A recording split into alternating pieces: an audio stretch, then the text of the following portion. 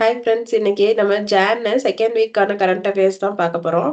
So Chhattisgarh தான் வந்து forest echo சிஸ்டத்துக்கும் நம்மளோட இன்கம்க்கும், அதாவது நம்ம கண்ட்ரியோட இன்கம்க்கும் ஃபர்ஸ்ட் கனெக்ஷன் ஏற்படுத்தின ஸ்டேட் வந்து சத்தீஸ்கர். ஸோ கிரீன் ஜிடிபி அப்படின்னா என்னதுன்னா, இப்போ ஃபேக்ட்ரிஸ் இதெல்லாம் வச்சிருக்கோம். அது என்விரான்மெண்ட்ட பாதிக்கிறதுனால எப்படி நம்மளோட எக்கானமியோட வருமானம் குறையுது அப்படின்னு சொல்றது தான் கிரீன் ஜிடிபி.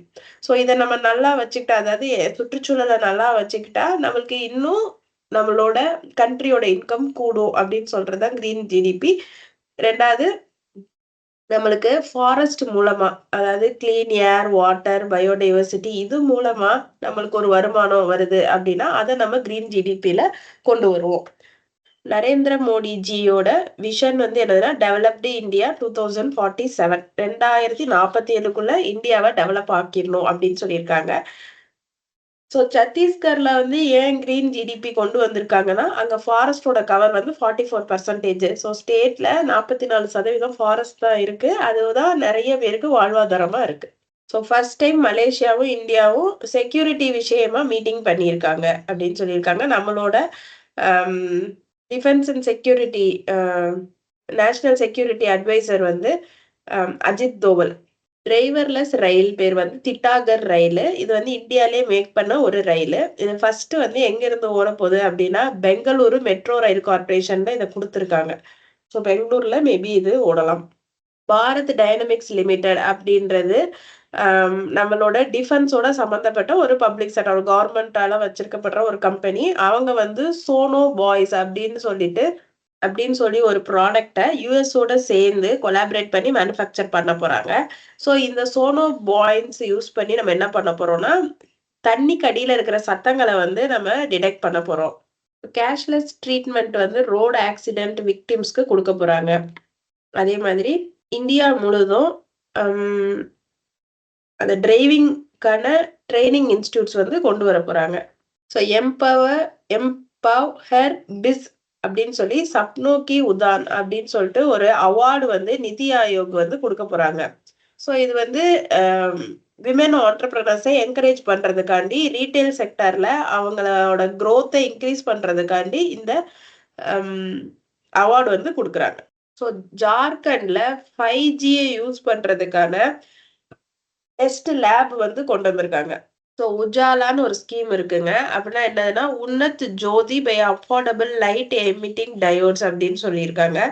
ஸோ எல்லாருக்குமே வீட்ல வந்து எலக்ட்ரிசிட்டி கொண்டு போயிட்டு அவங்களுக்கு லைட் இருக்கணும். ஏன்னா முந்தைய காலத்துல நம்மளுக்கு லைட் இல்லாம இருந்துச்சு. நெறைய வீட்ல இன்னுமே எலக்ட்ரிசிட்டி பிரச்சனைகள் இருக்கு. இது வந்து ஸ்ட்ரீட் லைட்டிங், அதுக்கப்புறம் ஹவுஸ் லைட்டிங் 2மே வருங்க. ஸோ இவங்க வந்து எல்இடி பல்ப ரெடியூஸ்டு ரேட்ல வந்து குடுப்பாங்க. ஸோ அதனால என்ன ஆகுன்னா, ஹவுஸுக்கும், வீட்லயும் செலவு கம்மியாகும். என்விரான்மென்ட்டும் நல்லா இருக்கும். எல்இடி யூஸ் பண்றதுனால அப்படின்னு சொல்றாங்க. அதுக்கடுத்து இங்க வந்து பாருங்க, Bharat clean tech manufacturing platform அப்படின்னு சொல்லிட்டு, அம் கிளைமேட் ஃபோரம் ஒரு கிளைமேட் மீட்டிங் 2025க்கு நடக்கப்போது. ஸோ அதுக்காண்டி இவங்க வந்து ஒரு um Bharat clean tech manufacturing platform ஒண்ணு கிரியேட் பண்ணியிருக்காங்க. ஸோ இது வந்து ரெனியூவபிள் எனர்ஜி ரிலேட் பண்ணதுங்க. யுஎன்சிஇபிடியோட மெம்பரா இந்தியா மாறியிருக்கு. அது என்னன்னா, United Nations committee of experts on big data and data science for official ஸ்டாட்டிஸ்டிக்ஸ்ங்க. அடுத்தது பிரதம மந்திரி ஜம்மு அண்ட் காஷ்மீர்ல மார்க் டனல் அப்படின்னு சொல்லிட்டு ஒண்ண ஓப்பன் பண்ணியிருக்காங்க. அது வந்து சோனாமார்க்ல இருக்கு. அம் லடாக் ரீஜியன வந்து கனெக்ட் பண்ணுது. ஸோ லடாக் ரீஜியன்ல டிஃபென்ஸும் இருக்கு, டூரிசமும் இருக்கு. அதோட லென்த் வந்து 6.5 கிலோமீட்டர்ஸ், வைட் வந்து 10 மீட்டர்ஸ். ஸோ இந்த மெஷர்மென்ட்ஸ்லாம் கூட கேட்குறாங்க. ஸோ இது வந்து ககன்கிர், சோனாமார்க் அந்த இடத்துக்கு நடுவுல அம் ஸ்ரீநகர் லடாக் ஹைவேல இருக்கு இந்த டனல். ஸோ ஸ்பெக்ட்ரம் எஃபிஷியன்சிய இம்ப்ரூவ் பண்றதுக்காண்டி, ஸ்பெக்ட்ரம் எஃபிஷியன்சி அப்டின்னா என்னதுன்னா, எவ்வளோ டேட்டா நீங்க அனுப்புறீங்க அப்டின்றதோட அளவு.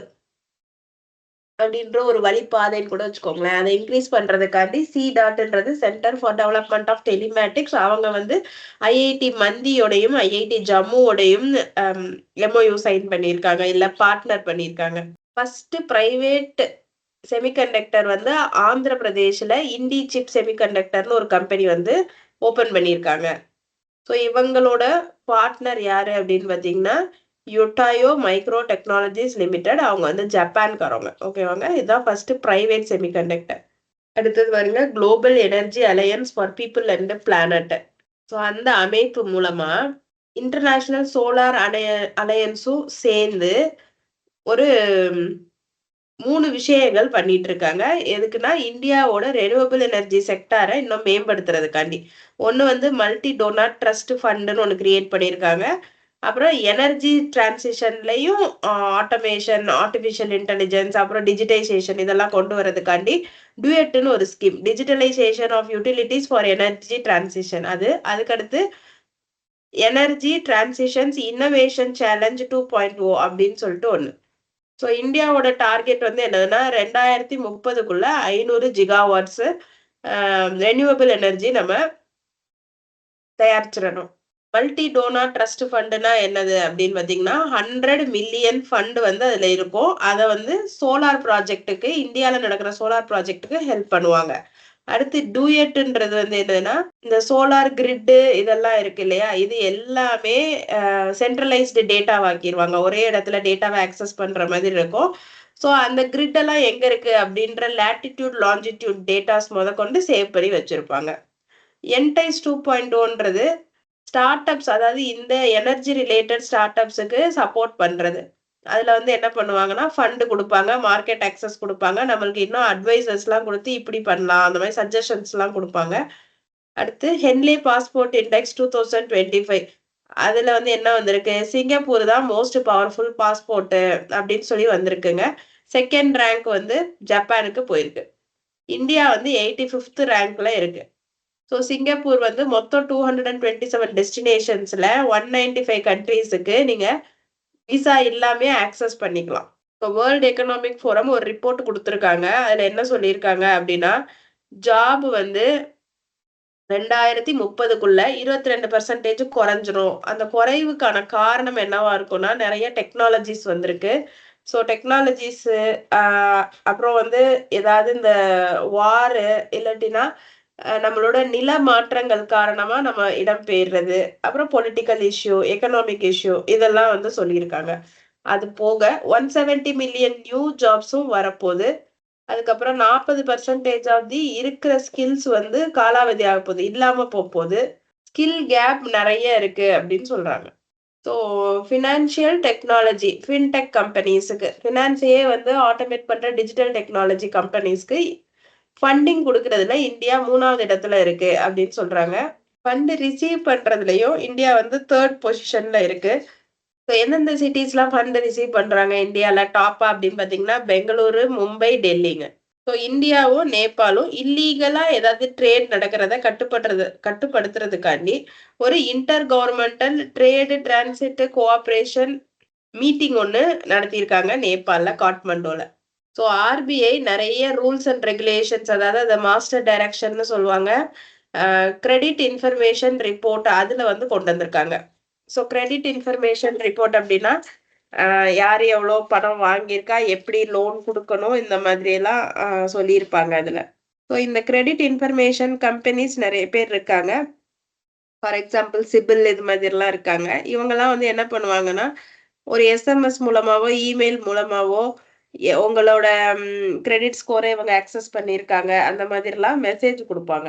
இப்போ 30 நாளைக்கு மேல ஒரு அக்கவுண்ட் வந்து இன்ஆக்டிவா இருந்தா, அதாவது ஒரு புரோக்கரேஜ் அக்கவுண்ட் வந்து இன்ஆக்டிவா இருந்தா, அத செட்டில்மென்ட் பண்ற ரூல்ஸ் அண்ட் ரெகுலேஷன்ஸ் வந்து ரொம்ப சிம்ப்ளிஃபை பண்ணியிருக்காங்க செபி.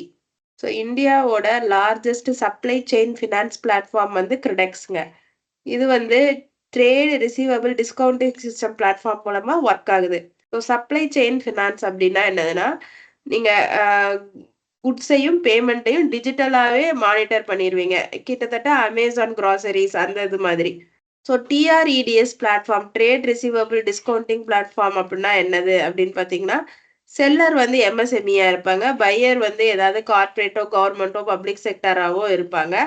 ஸோ பில்ஸ் வச்சே பணத்த வந்து அனுப்பிட்டு இருப்பாங்க. ஓகேவாங்க. இப்ப நான் வந்து இந்த குட்ஸ் எல்லாம் அனுப்பியிருக்கேன்ற பில்ல மட்டும் நான் அப்டேட் பண்ணிட்டேன் அப்டின்னா, அந்த எந்த பேங்க்ல வந்து நானு இந்த மாதிரி பில் டிஸ்கவுண்டிங் கேட்டிருக்கேனோ, அவங்க வந்து எனக்கு பணம் குடுத்துருவாங்க. அதுக்கப்புறம் லேட்டர் ஆன் அந்த கஸ்டமர் பேங்க் மூலமா நம்ம அக்கவுண்ட்க்கு பே பண்ணிருவாரு. அவரோட பேங்க் மூலமா நம்ம அக்கவுண்ட்க்கு பே பண்ணிருவாரு. ஸோ அதுல கிரெடெக்ஸ்ன்றது தான் இந்த மாதிரி செட்டில்மென்ட் பண்றதுக்கு லைசென்ஸ் வாங்கின fifth company. So Exim bank வந்து யுஎஸ்டி அதாவது யுஎஸ் டாலர்ஸ் 1 பில்லியன் வந்து கலெக்ட் பண்ணியிருக்காங்க. எப்படின்னா பாண்ட் குடுத்துருக்காங்க. 1 இயர்க்கு பாண்ட் குடுத்துருக்காங்க. டாலர் பாண்ட் குடுத்த ஃபர்ஸ்ட் இந்தியன் ஆர்கனைசேஷன் வந்து எக்ஸிம் பேங்க் தான். ஸோ மெகாலயால எஜுகேஷன்காண்டி வேர்ல்ட் பேங்க் 35 மில்லியன் வந்து குடுத்துருக்காங்க.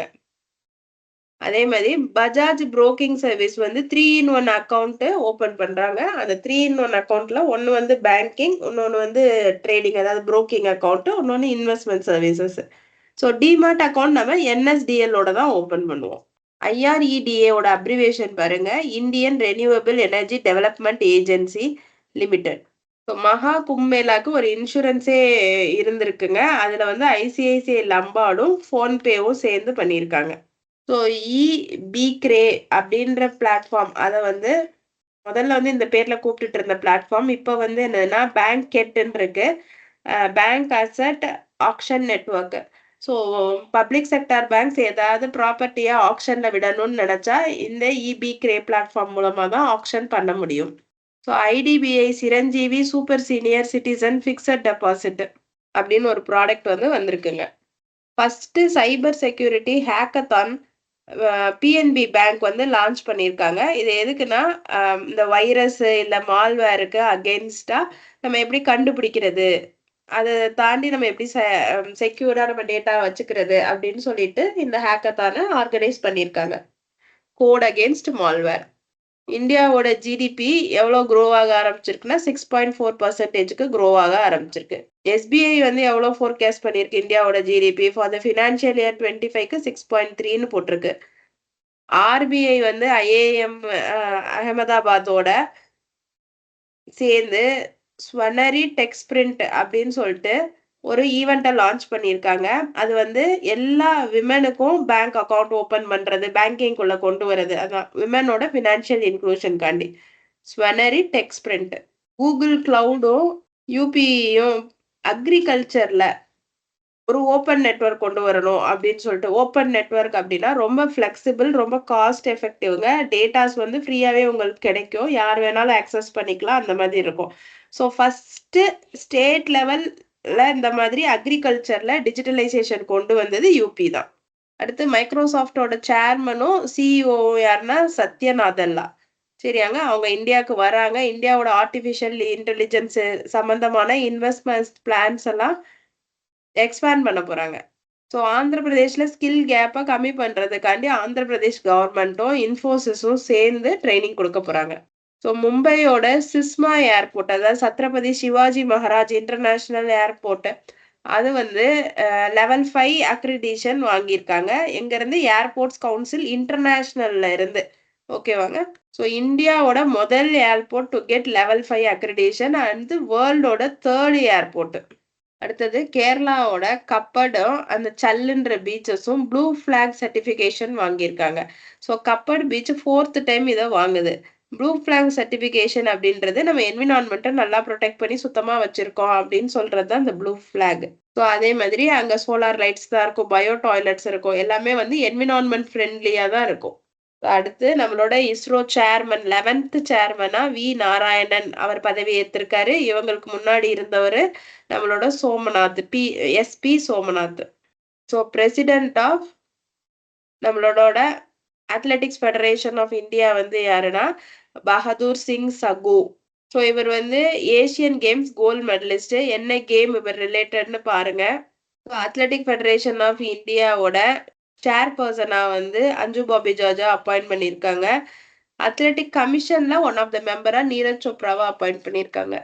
ஸோ இந்த டீம்ல இன்னும் கொஞ்சம் பேர்லாம் இருக்காங்க. அவங்களோட கேம்ஸ் மட்டும் தெரிஞ்சு வச்சிருக்கோங்க. ஜோதிர்மயி சிக்கந்தர் அவர் டிஸ்கஸ் த்ரோயர், கிருஷ்ணா பூன்யா ஹர்ட்லர், எம்டி வல்சம்மா அவர் வந்து ஸ்டீப்பிள் சேசர், அதுக்கப்புறம் சுதா சிங் எம்டி வலசம்மா அவர் வந்து ஹர்ட்லர், சுதா சிங் வந்து ஸ்டீப்பிள் சேசர், அடுத்து சுனிதா ராணி வந்து ரன்னர். ஸோ அத்லெட்ஸ் வந்து இதுல யார் யார் இருக்கா? நீரஜ் சோப்ரா சார் இருக்காரு, ஸ்டீல் சேப்பர் அவினாஷ் டேபிள் இருக்காரு, அடுத்து நியூலி எலெக்டட் பகதூர் சிங்கும் இருக்காரு. ஓகேவாங்க. ஸோ இதுல லேடீஸ் ஜாஸ்தி, ஜென்ட்ஸ் கம்மிங்க. Board of control for cricket in India பிசிசிஐயோட செக்ரட்டரியா தேவஜித் சைக்கியா அவரை வந்து எலெக்ட் பண்ணியிருக்காங்க. நால்கோ அதாவது நேஷனல் அலுமினியம் கம்பெனி. ஸோ அதோட சிஎம்டி சேர்மன் அண்ட் மேனேஜிங் டைரக்டரா பிரிஜேந்திர பிரதாப் சிங் அவரை வந்து அப்பாயிண்ட் பண்ணியிருக்காங்க. பூமா வந்து பிவி சிந்துவை அம்பாசிடரா அப்பாயிண்ட் பண்ணியிருக்காங்க. நம்மளோட ரொம்ப வெல் நோன் டைரக்டர் அடுத்து பத்மஸ்ரீ அவார்டி பிரித்திஷ் நண்டி அவர் வந்து இறந்துட்டாருங்க. அவர் வந்து 2012 இன்டர்நேஷனல் ஹியூமனிடேரியன் அவார்டும் வாங்கியிருக்காரு. ஸோ யுனெஸ்கோல இருந்து ஃப்ரெண்ட்ஸ் ஆஃப் லிபரேஷன் வார் அந்த ஹானரும் வாங்கியிருக்காங்க. ஸோ அடுத்து புக்ஸ் அண்ட் ஆத்தர்ல பாத்தீங்கன்னா அமிதாப் காந்த் அவர் வந்து நிதி ஆயோகோட முன்னாள் சிஇஓவா இருந்தவர். அவர் வந்து how India scaled mount G20. So G20க்கு இப்ப நம்ம தான் தலைமை தாங்கணும். அதை எப்படி சக்சஸ்ஃபுல்லா பண்ணி முடிச்சோம் அப்படின்னு சொல்லிட்டு அவர் ஒரு புக் எழுதியிருக்காருங்க. ஸோ இந்த எந்த பப்ளிகேஷன் கொடுக்குதுன்னா ரூபா பப்ளிகேஷன்ஸ் இதை பப்ளிஷ் பண்றாங்க. So important day January 10 world Hindi day. அதுக்கப்புறம் வந்து year 2025 AICTE all India council for technical education என்ன இயர்னு பேர் வச்சிருக்காங்கன்னா இயர் ஆஃப் ஆர்டிபிஷியல் இன்டெலிஜென்ஸ் அப்படின்னு பேர் வச்சிருக்காங்க. ஸோ அடுத்து ஜார்க்கண்ட் சிஎம் வந்து ஒரு ஸ்கீம் கொண்டு வந்திருக்காங்க மையன் சம்மன் யோஜனா. ஸோ இது வந்து என்னதுன்னா 2 மாசத்துக்கு 5000 ரூபாய் மொத்தமா வர மாதிரி விமன் பெனிஃபிஷியரிஸ்க்கு கொடுக்குறாங்க. ஸோ முதல்ல வந்து 1000 ரூபாய் மாசம் கொடுத்துட்டு இருந்தாங்க. இப்ப 2 மாசத்துக்கு சேர்ந்து 5000 ரூபாய் வர மாதிரி ஸ்கீம் கொண்டு வந்திருக்காங்க. ஸோ இது யார் கொண்டு வந்திருக்கா? ஜார்க்கண்ட்ல கொண்டு வந்திருக்காங்க. Okay friends. இதோட ஜான்வரி 2nd வீக் முடிஞ்சிருச்சு. Thank you friends.